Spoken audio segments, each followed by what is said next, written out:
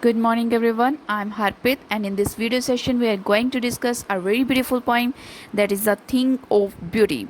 This poem is written by John Keats, and this poem is an excerpt from the poem Endymion, a poetic romance. So, the poem starts from the A first think of passage. beauty is joy forever. Its loveliness increases. It will never pass into nothingness, but will keep our bower quiet for us and asleep, full of sweet dreams and health and quiet breathing. The poet says that a thing of beauty can give us everlasting joy, the joy that can never be ended. Its loveliness never fades from our imagination. It will be always there in our mind, in our heart. And whether it increases because our imagination add new colors to it. It never passes into nothingness. It always remains fresh in our memory. It serves a purpose of quiet bower for us. We can move on into this bower whenever we like.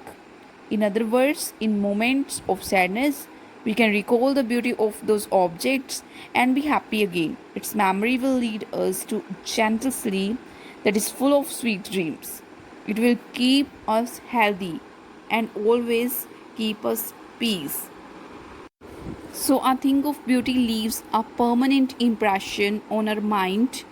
It stays in our imagination and becomes a source of joy forever. The second passage is, therefore, on every morrow, we are breathing a flowery band to bind us to the earth, spite of despondence, of the inhuman dearth, of noble natures, of the gloomy days, of all unhealthy and over darkened ways, made for our searching. Yes, in spite of all, some shape of beauty moves away the pall from a dark spirit.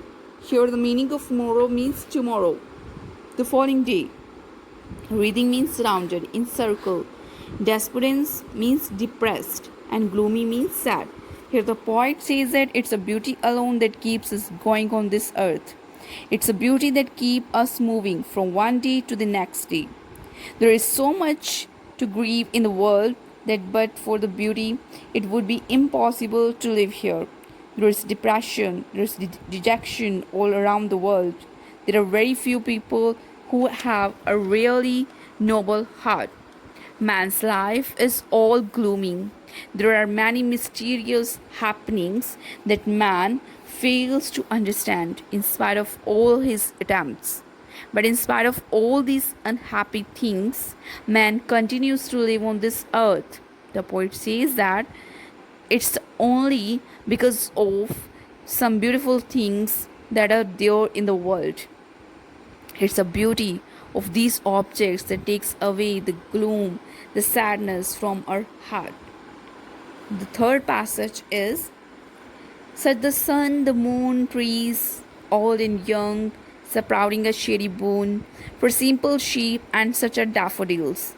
With the green world they live in and clear rills, that for themselves a cooling covert make against the hot season, the mild forest break. Here the poet lists some of the beautiful things that add some charm to the otherwise sad life on this earth. He says that there are beautiful sun and the moon. There are big and small trees that give pleasant shade for the gentle sheep. Then there are lovely daffodils with all the green world in which they live. There are clear streams that make cooling covert along their course of to protect themselves from the hot season. So we see that all these beautiful things we see for a few minutes, but it leaves a lasting impression on our mind. It stays in our imagination forever and thus becomes an endless source of joy for us. So here the poet has described a list of all those beautiful things that leaves everlasting impression in our mind, and whenever we are sad or gloomy we can uh, we we can remind all those things, and that keeps us healthy, and that gives us everlasting joy. So here is our next passage. And such too is grandeur of the dooms we have imagined for the mighty dead, all lovely tales that we have heard or read, an endless fountain of immortal drink pouring onto us from the heavens bring. Continuing with his list of beautiful things, the poet says that there are low-lying plants in the middle of the forest with lovely white roses growing among them here and there. The poet says that we imagine magnificent reward by God on the day of judgment for those mighty men of the world who are now lying dead in their graves. We think of those grand rewards and are filled with happiness. Then there are lovely tales of olden days that we have heard or read from our father or forefather or mother or grandmother. The poet calls all those beauties an endless fountain of immortal drink that heaven itself is pouring down for us. In other words, the poet wanted to say that God Himself has created these beautiful things for us so that we can derive joy from them during our life on this earth. They can give us as much joy as angels derive from the immortal drink of heaven. So, this was the poem, all about the poem. Thank you. Have a nice